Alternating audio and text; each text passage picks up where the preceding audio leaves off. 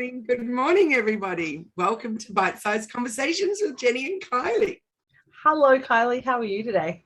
Great, thanks. How are you going, Jenni? I'm doing brilliantly. I am having a really awesome morning, and I just love how flexible we are with life at the moment. I've been writing a lot and talking a lot about how flexible being in business and running your own business can be if you let it make it work. And I was in Rockhampton this morning, jump on a plane, get home, and now we're talking to people around Australia and beyond around rules and guidelines. I love that you just jumped off a plane. At least it's not a long haul flight where you have you're still trying to work out whether, you've got the right clothes on and your shirt's on the right way, but it's just an easy. I've done that before. I've been doing a course this morning in the States. There was one other Australian in it, but the rest were, not that I'm Australian, I'm a Kiwi, but living in Australia. And, but I love it. It felt like I was right there in doing the course with them all. And that's so good. It was wonderful. So, Jenni, great topic for us today. It is. Talking about rules, guidelines, and getting it right on socials and your website, etc. And I have to say, one thing that just blows my mind is how many people don't have, for example, a privacy policy on their website. Or yesterday, I taught a workshop and I suggested to them all as a project that they might like to do is to go and audit each other's website, just a little mini audit. So I said, I'll choose one of you later on and I'll do it as an example, and I recorded it on Loom. And I said, and I'll talk through it, all the things that you want to be looking for, and then you can do each other. So the first thing I noticed when I got there is that they didn't have their security certificate installed on there. So that, so when you look at the top along the URL, and instead of looking at their website typed in there, it says not secure. It's like, oh, in that instance, you would never hand over your email address, and you certainly wouldn't ever make a purchase or anything. No. So that's interesting to me that there are people still doing that. And in fact, recently, I was looking at somebody who, on their website that makes websites and does digital marketing for people, and they had the same thing on theirs. And I was thinking, my goodness, so many people anyone can decide they're going to, do that as a business, clearly, but also how awful for people that are putting their faith and trust in getting something done by so-called experts, and then actually not even realizing that what they're getting is not actually going to be the right thing. It's an interesting thing. It's that detail, isn't it? It's looking at the little details that we often don't think about. Like the simple thing of, I've been working with a client on their website, and my dog is squeaking a new toy, so I hope that's not bothering anyone else. Awesome. It's that we were talking about their website, we're upgrading their website. They've been on there doing work in the industry for probably 10 years. And they've been manually collecting emails that come through the website. So someone types in an email and they just get that form that comes in. And I'm like, so what do you do with that? And they're like, well, I have that. And I was like, but so you don't have any automations that doesn't go into like a MailChimp or a Drip or a Keep or something? And they're like, what is that? And so what people are doing and what they're offering is so different to what potentially might need. So that idea of asking some questions about, are they going to give me what I need versus what I don't know? I find that really fascinating. That is really fascinating because one of the big things is handing over your email address is gold. Like, why would I give you my email address unless I was really wanting something from you and I knew that I was going to get some value, some learnings, some discount code or something. Anything. And then if you do nothing with it, it's like, oh, those massive wasted opportunities. I know. That's the thing, is that it's one of the rules and guidelines, but I mean, I know we're talking about rules and guidelines today, but it is about being certain that you're in a safe pair of hands. And checking on things like the security lock on the website is such a simple thing to determine, is this a safe pair of hands that I'm going to play with today? Absolutely. And Jenni, how often would you hand over your email address? Less now, but probably at least once a day. Probably at least once a day I join a new mailing list and I think, I'm interested to see what this person's going to send me. Yes, I agree. But then very quickly, I'll check out what they've sent me. And if it's not going to resonate with me straight away, or if I'm suddenly feeling like I'm being spammed with too many coming at me, then I'll instantly unsubscribe. One of my biggest jobs in terms of admin in the back end is the endless sorting out of emails and how we way too many coming at us all the time. So I'm getting 35 every morning. I wake up and there's about 35 that I'm going through to clear at the moment, but there are 35 emails that come into my inbox between 8 o'clock at night and about 1 o'clock in the morning that I get from all various places. And I'm thinking 35 emails a day. And some of them are the same people that send them to me every single day. And I'm like, what can you possibly be telling me today that's different from yesterday? Because it is a lot. It is a really big lot. The course that I was doing this morning was all about lead generation and email marketing, etc. So interesting timing with that, because there was a lot of discussion in the chat about people saying how much is too much. So some people were saying, well, a weekly email is a really good thing. So send it out. You know, I'd like to hear from you weekly, but then perhaps every now and then you've got something big coming up. So maybe an extra 3 per week would be fine. I was instantly thinking, I'm not really sure about that. I like a weekly, and sometimes I don't even send mine out weekly, but I aim for weekly. But I'm a big believer in consistency. So if mine go out every Monday morning or every Friday afternoon or whatever it is, and I'm always testing too. So I'll, change it up every few months and see how it's all going. But I definitely don't think, maybe at most I'd send an extra one, but I also have so many other ways of reaching people. So, if I was really wanting to push something, then it would be pushing it through my social channels and through stories, etc. It wouldn't just be endless email blasts out there, which is just going to get you more unsubscribes. I signed up for an email. I signed up to do a discovery call, whatever you want to call it, last week. And from day 4 onwards, I got one from the week out, your calls in a week, and then 4 days, are you ready to go on Friday? Then basically every day plus 3 on the morning of.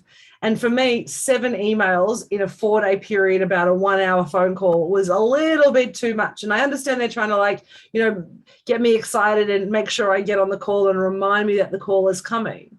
But it was a little bit like, I think you've just kind of hit my ceiling when you get to 3 in 3 days. And then on the morning to get so many that day to say it's coming in an hour, it's coming in 15 minutes, we're ready to go. Come on, people. There's a point where you're like, this is getting too much. So one of the guys that this morning came up and was spotlighted to ask his question. And he said, I've got this ginormous email list. I'm sending out emails and at least 15% of people are complaining every single time that it's just too much that I'm getting. And I didn't give you permission to do this. And he's like, well, actually, you did. The box was ticked and, blah, blah, blah. He was actually following all the right rules that we can chat about in a second. But what I thought was really interesting is that he kept them on that list. He didn't segment that list, tag them with, I only send to these guys once every few weeks or whatever. Anyway, it was really interesting the way that he was sharing. It was like he was just going to keep hammering it because you should want my emails. And it was quite an intense way of looking at it. And then what happened is that then he finally said who his target market was and who his main group of subscribers, and they were all over 50. And so then the topic was, actually, you know what, maybe they don't even, obviously not everyone over 50 doesn't understand, but a lot of people, that might be the main emails that they're getting each week. Yeah, they're not flooded with all kinds of marketing stuff coming at them. So if just yours are what's coming in other than family ones or whatever, that's a lot, and you would be feeling really, really overwhelmed with it. So somebody suggested, how about you say when they sign up, right, so in the next 5 days you're going to get 4 emails because we want to tell you all the things that you've just signed up to, and then after that it goes down to weekly. So really transparent and letting people understand what's coming at them, because I know even with our onboarding and our programs, there's a whole series that happens, and then it reminds them again, if they don't do this, then it will send this again, etc. So it's all automated, which is great. But of course, that can be overwhelming to people. So just letting them know what to expect straight off the bat. There'll be a reminder sent to you in a couple of days if you haven't done this, because we need you to have done this. So you're in the group, so you're ready for the Zoom or, whatever it is. So I thought that was super interesting, just around expectations and just sharing, and very much thinking about who is your audience. How much do they want to hear from you, and how much is too much? Yeah, no, I completely agree. And I think I'm a big fan of saying to people, thanks for signing up. You'll get a series of emails in the next couple of weeks or the next couple of days, because it does set expectations. But it also reminds people that when it comes in that it's an important email. So you're actually priming them to say there's something cool coming in your inbox that we want you to look at, rather than that just order the emails that come in and it's the constant sales, particularly, going in and around Black Friday and the Cyber Monday sales. It was constant around, you're missing out here. And I think from some of the people that I subscribe to, I was getting, so many emails in the 3 days prior and a couple of days after to try and get to push those sales. Now, I understand there's that sales process, and it's like advertising on television. But when it's in my inbox, I'm going to see it at some point. So when I see 7 of them in that short period of time, my question is, which one do you want me to read? Because I'm not reading them every day, and very few people I think probably do. But which one do you want me to read? What's important? And if it's the same information, did I need to get it that many times? Absolutely. And that you've really raised a beautiful point, which is that the email stays there until you delete it. And that's one of the beautiful things about email marketing compared to social media, is that we know for sure at some point you're going to see it. So sadly, you might not see it for a month and you've missed that big sale or whatever. But you're right, we don't need 7. And one of the things that's super successful, or can be super successful in digital marketing, is that scarcity tactic. So that countdown, that, you've only got 10 hours left or 5 hours left, and then another one, and then another one. And because people don't want to miss out, that special price is going to go, et cetera, et cetera.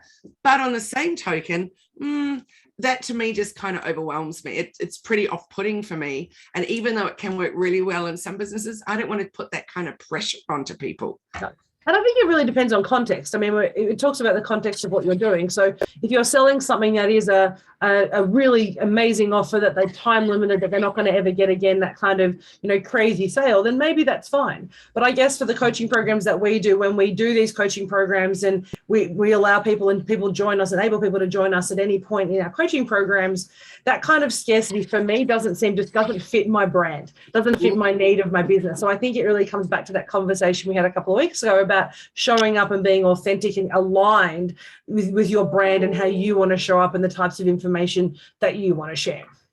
Yeah, absolutely. It's a really interesting one, isn't it? It is. But let's talk about rules, because I know this has been such an important conversation. You and I have had a lot of conversations offline about rules and rules of engagement and what's right and how you need to engage with on social media, particularly in the current changes that are happening and the constant changes that are happening. So what is the most, why do we care about the rules and the community guidelines and things like that Facebook and all the social media platforms have? Well, thank goodness for rules. Let's just say that straight off the bat, because without rules, wow, things would just be even more chaotic than they already are. So let's think about email marketing, for example, first. So you've got one issue is that if I just buy an email list, for example, I jump on Fiverr and, pay my money, and someone just does all this, data mining, and I buy, a massive amount of subscribers. Firstly, they didn't give me permission to email them. And somebody brought up this morning actually about, I've got all these people from years and years and years ago when everything was in paper. I've got this massive amount of emails. If I put it into my system, can I email them even though they haven't heard from me in, say, 5 or 10 years' time? And so actually they have handed over their email address to you at some point. But the nice thing to do would be to send them one out saying, hey, I got your email from this. Yeah. I'd still really love to connect with you. And, here's an offer. So some kind of awesome value. So some kind of something that you're giving them to remind them why they might actually want to know about you and connect with you again. Anyway, you will find loads of unsubscribes at that point because they're like, hey, that wasn't relevant. That's no longer relevant to me. That was 5 years ago. Or that was 10 years ago. Or, hey, I don't even remember how I signed up to you or whatever. So being really, really clear how you're doing it.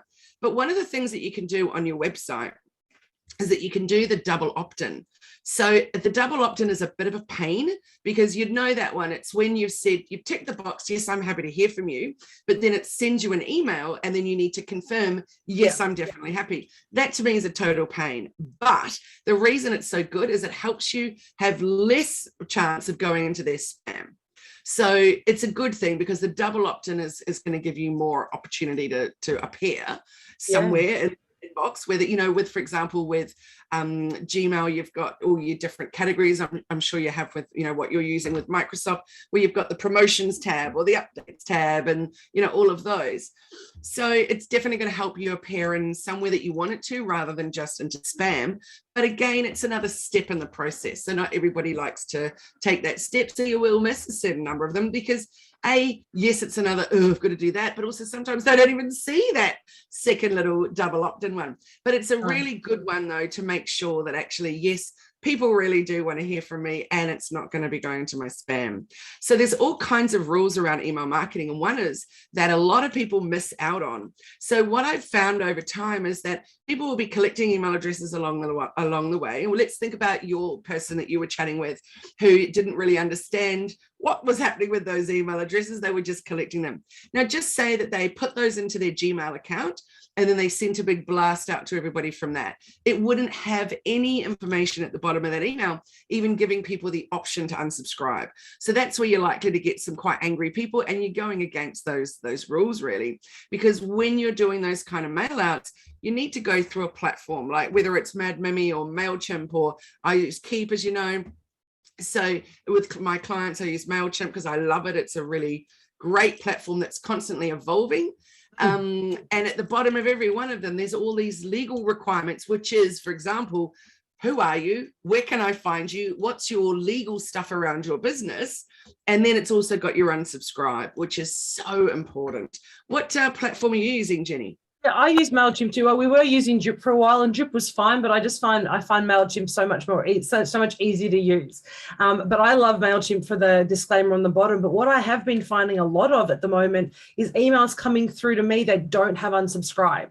And it actually really frustrates me because I'm trying to get out of the mailing list because they're no longer relevant to me. And I actually have to hunt for the unsubscribe list, or instead of saying the word unsubscribe, they've actually relabeled it as something else that says, update your preferences, or if you no longer want to receive this email, click here, because we're looking for that unsubscribe word, but they're actually doing it in a way that makes it harder for you to do it. And of course, if we're doing it on email, or if we're doing it quickly, or we're trying to unsubscribe and we can't find it, we go, we'll do it later, we delete. And what happens? You get an email again in 2 days that you didn't want in the first place.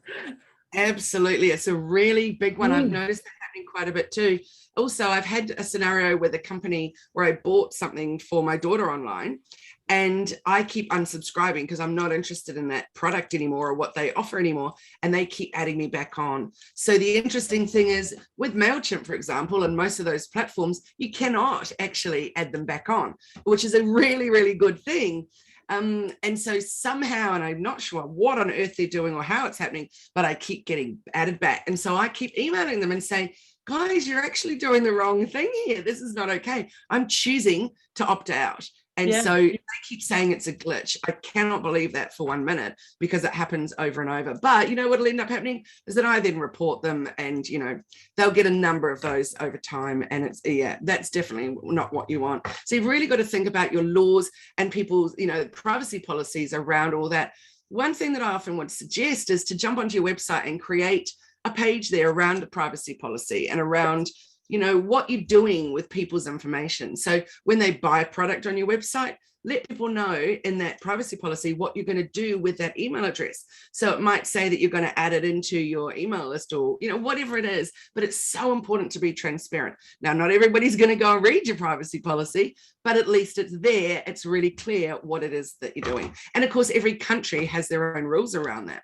Yeah, privacy policies are so important, and there's so many you can find. I mean, there's a number of ways that you can actually create your own. You can look at what another colleague that you might use, or another client, or similar industry to look at their privacy policy. You can purchase privacy policies through legal websites, or you can see your lawyer and ask them to have a quick look at it, or a colleague of yours. But privacy policies are, I honestly believe, are one of the most important things.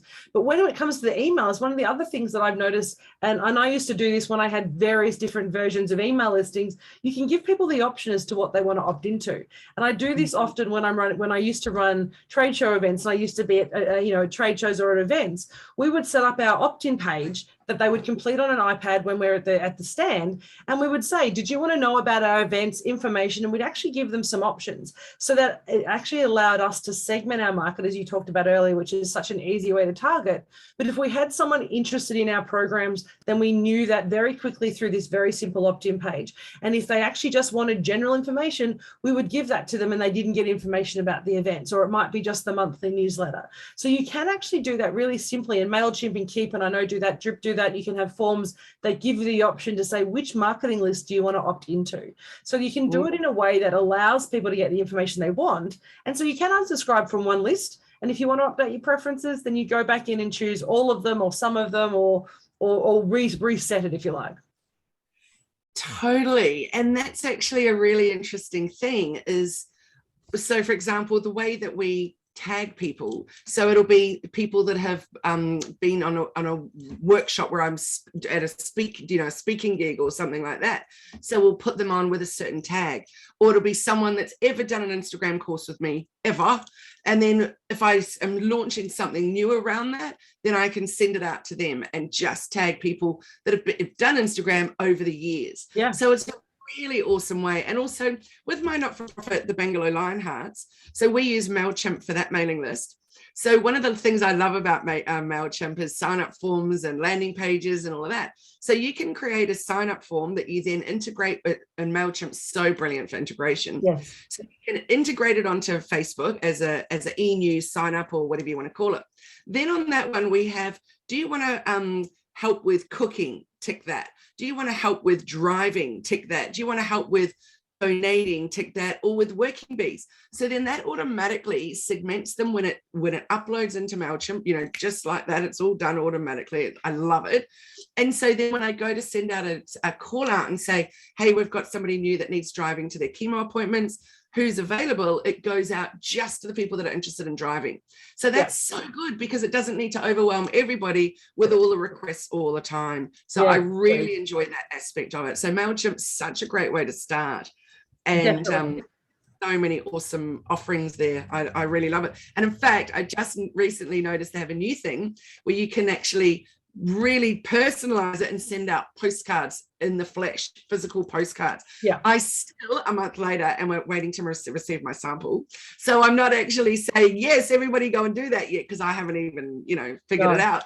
But I thought that was really interesting. So what I love is that they're also constantly evolving and trying out new things. Yeah. And I think that's the way that segmenting your market and choosing what you want to do actually enables you to communicate so much more effectively with your customer. So you give them what they want when they want it, and you say you're not overwhelming them, but they actually start to respect you a little bit more, because they go, I can trust you.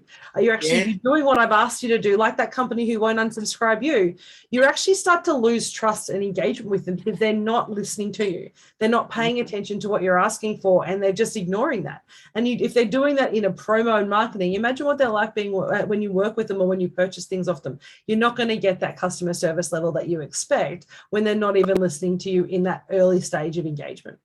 Yeah, absolutely. I completely agree. And then thinking about that person that you said they're not doing anything with those emails, they're actually doing the wrong thing by me in that as well, is that I handed that email address over because I want to hear from them. I want their information, and then I'm not actually getting any information. Right. So that's an interesting one too, isn't it?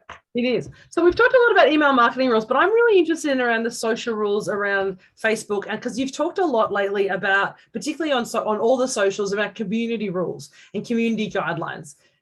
Tell us what a community guideline is and why we need to be careful of them. Oh, this is a massive one. A really massive. I just got a message from somebody yesterday who this is her 5th time in 6 weeks that she's been banned and blocked from Facebook. And she sent me a message, said, this is my new account again. And I'm just wanting to connect with you so you don't think it's a hacker or whatever. This is me.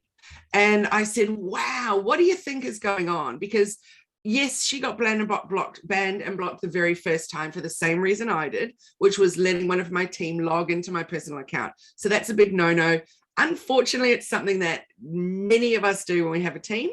and we're not doing anything untoward with it. They're helping us doing engagement and stuff like that. It's a no-no. I got away with it for 2 years, and then boom, banned and blocked, and can't get back on. Thank goodness I do have that backup account. But it's a really tricky one. But that woman, that's the reason it happened to her in the first place too. Since then, it keeps happening over and over and over. And I said to her, are you talking about COVID stuff? Are you putting out triggering kind of posts? Are you talking about health issues? That's a big one that's going to cause you problems. Definitely. Are you talking about, all kinds of things that could be a problem? And she said, what I think it is that my surname is Soul, S-O-U-L. Oh.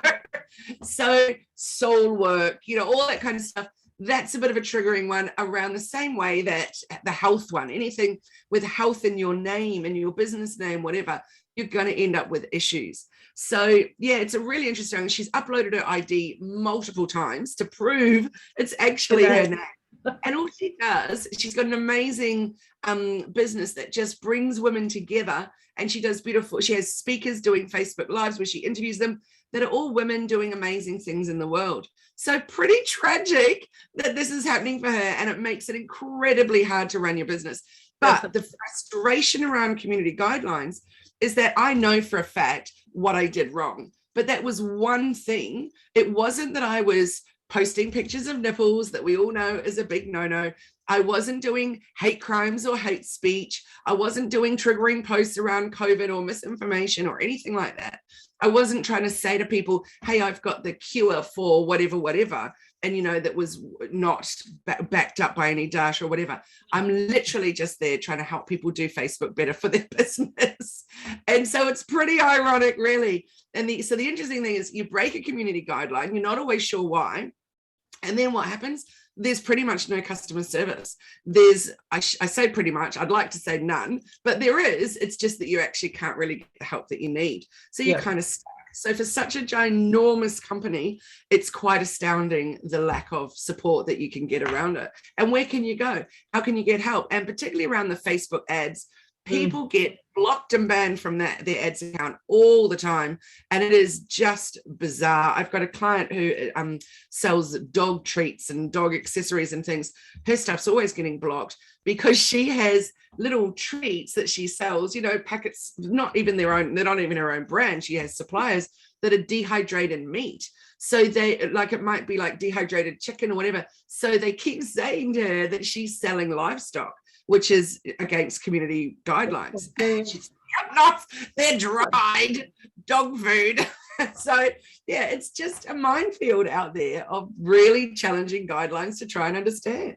I find it really interesting, particularly when Facebook, the Facebook model is around using it for business. The whole purpose of it is about scaling your business through Facebook. They talk about doing that. They talk about using the groups and engaging people on a global level so that you can scale your business and use it to really engage with people. So we know that as a business structure, the owner of the business, the owner of the account cannot manage all the aspects of their business. We talk about that. There are many people online that talk about delegating and finding better systems or processes to do your work. So it astounds me that the community guidelines that Facebook are doing are not including an area or not including a system that allows us to say, these are the 5 people who work in my business. These are the 3 people who support me delivering my business, delivering my message. So these are authorized people to sign in. So there'd be such an easy way for them to enable us to connect with our team using the platform, and it would actually encourage people to do it more, because they would be like, well, I don't have time to post on Facebook, but you know what, my team can. So if we actually were able to create a team account where you had that connection so people can log in for you and do that work and be part of the community guidelines, they would actually enable them to grow connections and actually get, I actually think more people would end up posting and moving their business into the Facebook space, because it gives them that flexibility to do that and still abide by the rules. And you look at the differences between Facebook and Instagram, for example. So on Facebook, you absolutely have to have a personal account. And then from a personal account, you can create business pages, business groups, et cetera, but it must be based around one person's personal account. Instagram, on the other hand, is anyone can have the login and in you go. And it can be just a business account with no personal anything. However, something just happened to us recently and it's super frustrating, and I'm going to be fascinated watching what unfolds from here on. But they've asked me to do my Face ID to log into Instagram now. So it wasn't just that I could upload a picture or anything. I had to put my face in all these different angles as it did this whole round and round thing. So now my team can't log into our business Instagram. So not only that, we can't connect it any longer to, you know how when you post on Instagram, I could then auto post to Facebook. I can't do any of that anymore. We can't connect it up and create a studio.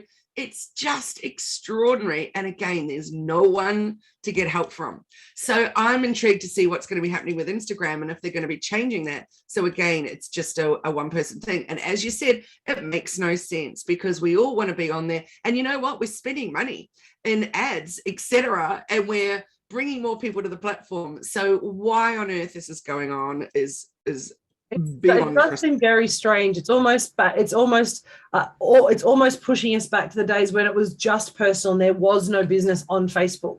And you're wondering whether or not there is, you know, with the new Meta, whether there is a new platform coming that is separating the business and personal that we'll have to pay for to be able to use access and you have a business page and have a business profile. But I guess that's where I love things like LinkedIn, where LinkedIn enables you to have a business page. You can have it connected to people, but anybody can go in and create a business page. You can have multiple admins that on your account, on your personal account, to allow you to actually access and connect and post. And it makes it so much easier because it's designed. They recognize that you're trying to scale your business through LinkedIn. So it's actually set up to enable you to do that. And Pinterest is the same. Anyone can log into that, for example. But have you noticed on Facebook lately on your own newsfeed, and particularly on your notifications, it's almost all notifications that businesses have done. But how people have reacted on your business account, you're seeing very little at the moment of what's going on your personal.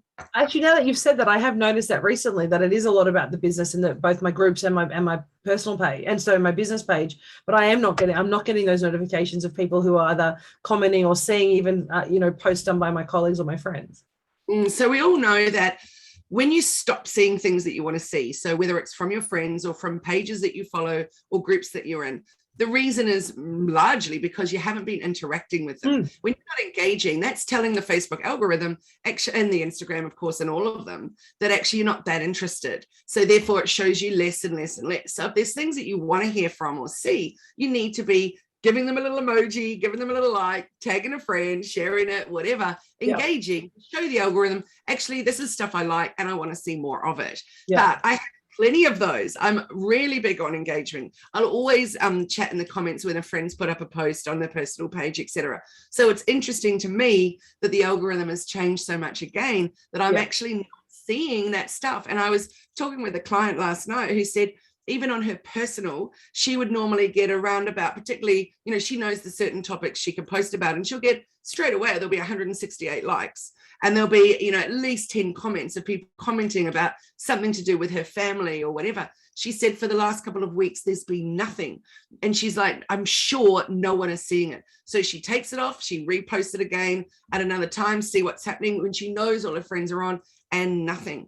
So I said to her, it's because we're seeing more of business, and particularly sponsored posts, and less of anything personal. And it's super frustrating. I find that incredibly frustrating. And I think the constant change in the rules without that communication, it's all, I kind of feel like we're lab rats and we're being beta tested all the time in terms of what the reactions and what the responses are. And I mean, we know that websites do that. I had a great conversation with someone years ago about the Seek website, which at any one time can have up to 10 different sites that they're using, and they're trailing globally to see, the position of the buttons and the way the language is done. So they're constantly showing. So you never really quite know which particular site you have, because they're constantly doing testing on the different front pages of their site, which is a great way to kind of understand engagement. But when you're doing that and it's actually impacting the way that you're engaging with the information and being able to see what you want to see and not being able to see the posts that you want to because they keep changing that, it does become incredibly frustrating. And it does go to your point that we've talked about so many times, that Facebook is about engagement, but then you've got to get them off Facebook or any social platform into an email list or into a webinar or into somewhere where you can connect with them in person or in reality, so that you can actually create and build that engagement, because you don't own your data on Facebook. Absolutely. So really, to be thinking about what are the regulations and what are the laws on whatever platform. So around websites and data collection and what you do with the data and privacy laws, with email about making sure people, how did you get those emails in there, and are you allowing them to unsubscribe easily?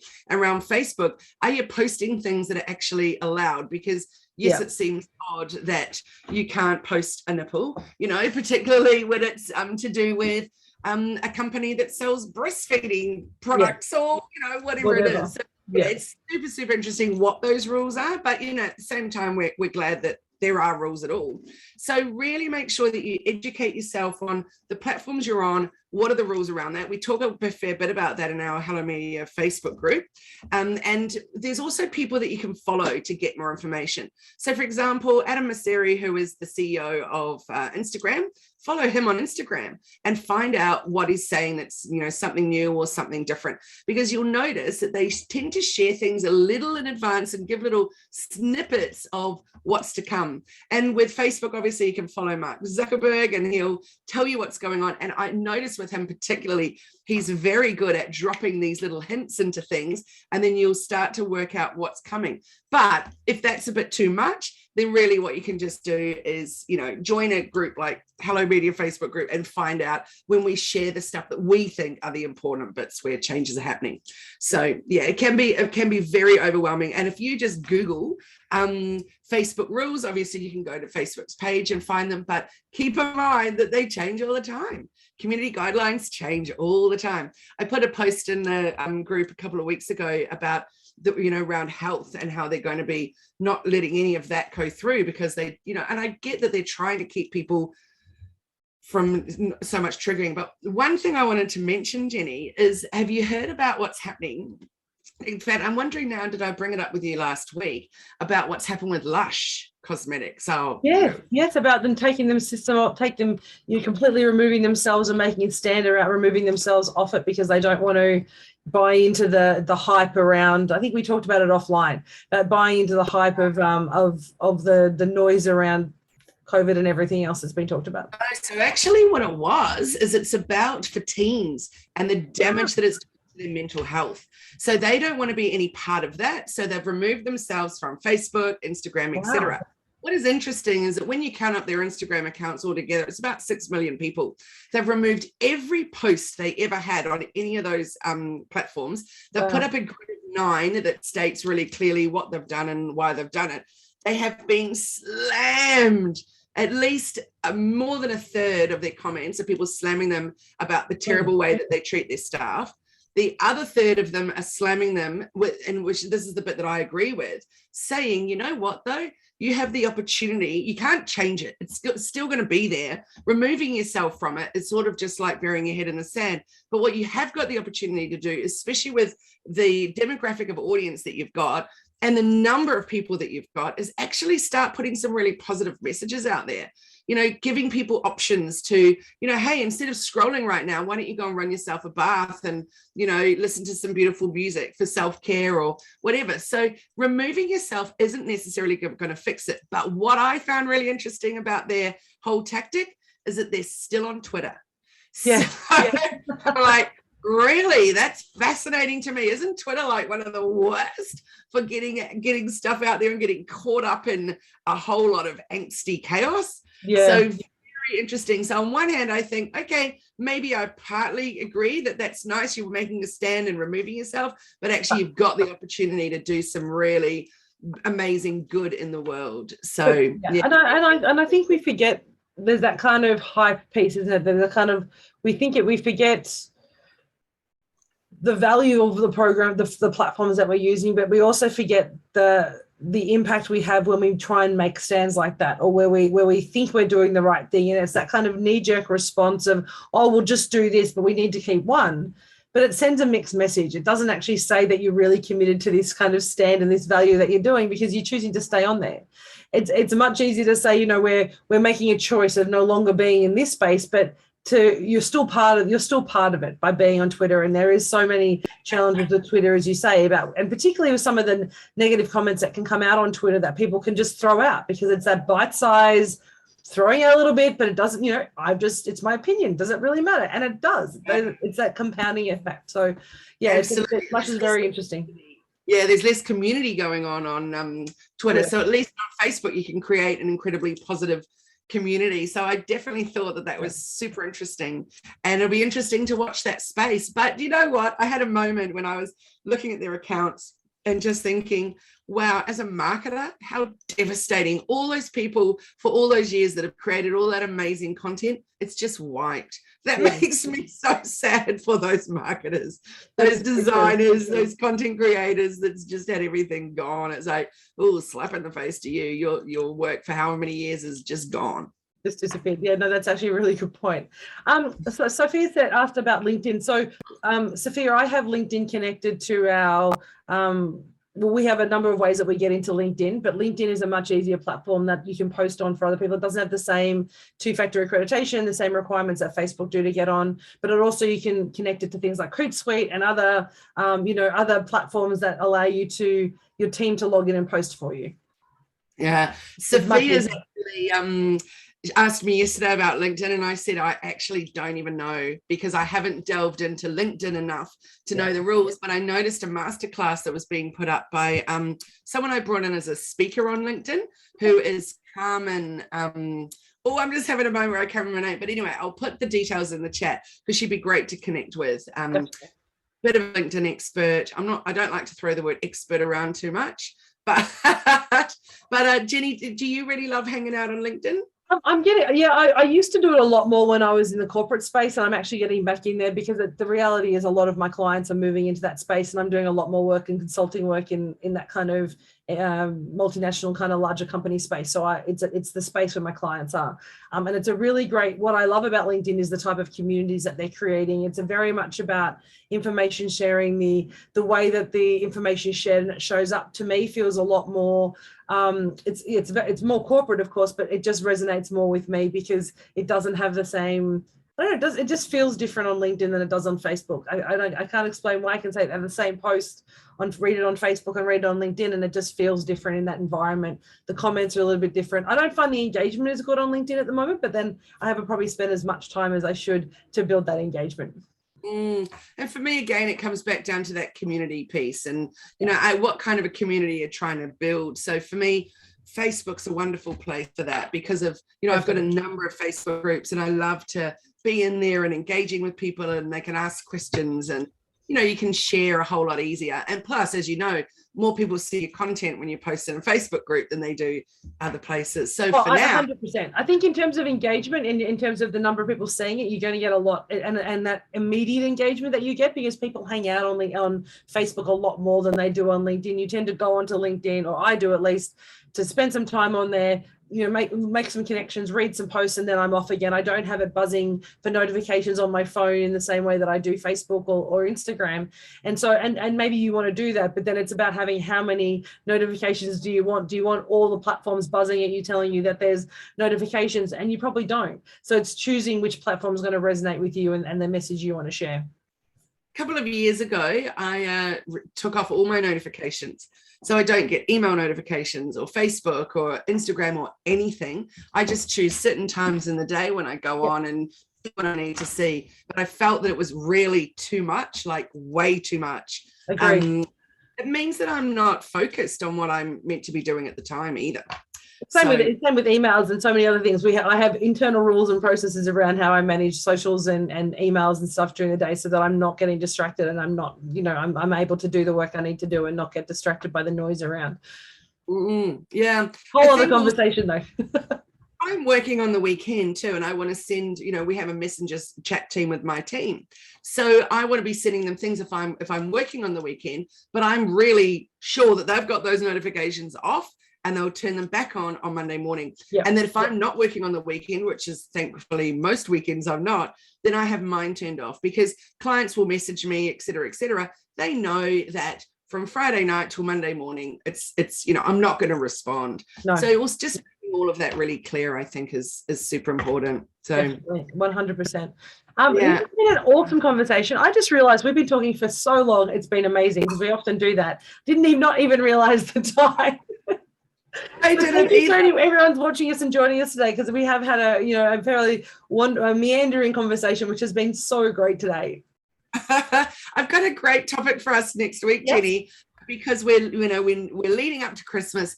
How can we get more sales, more bookings, all those things that are really going to ramp it up so that we can really make the most of these next couple of weeks or next few Love weeks rather than winding down. So pump it up, don't drop it and drop the ball. Pumping up your business at the end of the year. Yeah, that's a beautiful one, Jenny. I love it. I've got some great ideas to share, and I know you will have as well. Definitely. So let's talk about pumping up the business at the end of the year. But before we go, I do want to talk about our amazing thing that we're doing next week, that we're running next week. Yes. About our masterclasses. And it's been so long since we've done a collaboration together. I am so excited about this because everybody knows how much I love goal setting and habits and creating really good business plans that allow you to actually thrive and grow your business. And you're all about creating, social media strategies that are actually going to, grow and engage clients with awesome content that they can do and that's easy to do. And we're combining those two things for a masterclass starting next week. I'm super pumped about that. A little mini series. So 2 half days. Next Wednesday is the first one, and then Wednesday, the 12th of January. So we have half of it that, sets us up at the end of the year, and then the second half to just get us really going at the beginning of the year. So I'm super excited. We've got it at 70% off because we know that, so many people have just had such a tough year or two. And so we've got it at a crazy, crazy good price. So you can jump on that and grab it, and we'll put the link in the caption. And hope we can see you there. It would be amazing. I think it's a nice, just short sessions. We like to be targeted, but we like practical conversations and practical outcomes. And over these 2 sessions, you'll definitely get some really good habits, some good goal setting, and also an outline of your business plan that aligns with your marketing strategy and vice versa. So people know what content they're doing and why they're doing that content, what it's going to help, how it's going to help their business. Yay. And we have lots of resources and templates to share with everyone. So it's going to be awesome and totally set you up for a really good year for growth. Definitely. So how can people find you on Facebook or all your socials? hellomedia.team. Jump on there on the website, and there's links to our socials, links to the webinars that you can join, et cetera, et cetera. And of course, the link on there under offerings to buy the masterclass, that masterclass mini series at 70% off. And what about you, Jenny? How can people find you? So at Elephant in the Room AU on Insta and Facebook are the places I tend to hang out the most. You can find me at Jenni Walke on LinkedIn or at our website, eitrconsulting.com. And we've got links to everywhere else that you can find us. And we would love to connect with you. Beautiful. I love it. And can I just say, I love your earrings. Thank you. Every week I look forward to your earrings. Tell us about these ones. These are also from Black Designs. They're an Indigenous business. I love them because they're leather, and so they're really, really light. So sometimes metal I find gets a little bit heavy. So they're beautiful leather printed on. Yeah, and I love them. And just the design and the attention to detail, which I know seems really silly, but simple things like if people love earrings like me, how often do the backs come off, like the pieces come off because the glue fades? They've embedded it in between 2 pieces of leather so that it's like beautifully secure, and they're like, the quality is amazing. I love this brand. So they're Black Designs, BLAK Designs. Oh, I love it. An Indigenous business. Yep, always. I need to buy some more because I think I've actually outrun all. So if I need to be buying earrings for Christmas, I think that's going to be my, I should have made myself an earrings advent calendar, I think. And I've had 24 pairs of earrings for Christmas. My mom sent me a T2 advent calendar. Oh my God.